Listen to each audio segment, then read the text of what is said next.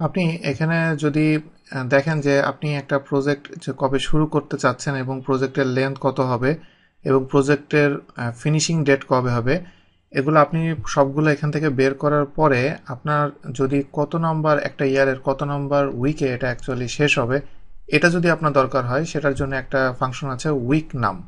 এখান থেকে দেখতে পাচ্ছেন উইক নাম। এই ফাংশনটা আমি এখান থেকে বের করব। এখানে দেখেন যে প্রজেক্ট ফিনিশিং ডেট আমার এখানে বের করা আছে।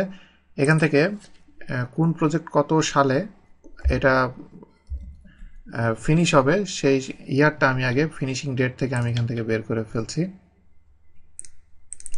এখানে এটাকে আমাকে জাস্ট ফরম্যাটটা চেঞ্জ করতে হবে। এখানে ফরম্যাটটা ঠিক মতো দেয়া নাই।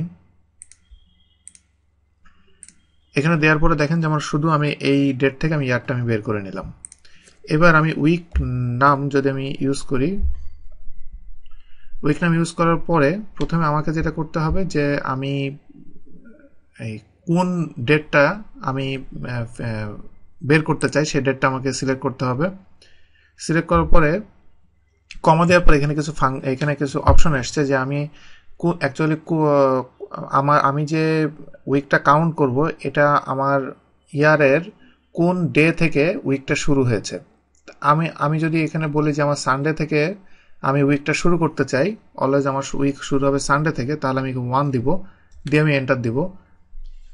দেওয়ার পরে এখানে অ্যাকচুয়ালি ফরম্যাটিংটা অ্যাকচুয়ালি ঠিক না। এখানে আমি ফরম্যাটিংটা এখানে জেনারেল দিলে এখানে দেখেন যে এখানে যেই ফিনিশিং ডেট যেটা দেখাচ্ছে এই 23, এটা হলো 2013 এই ইয়ারের 23 নাম্বার উইক, এবং এই প্রজেক্টটা শেষ হবে 2014 ইয়ারের 11 নম্বর উইকে।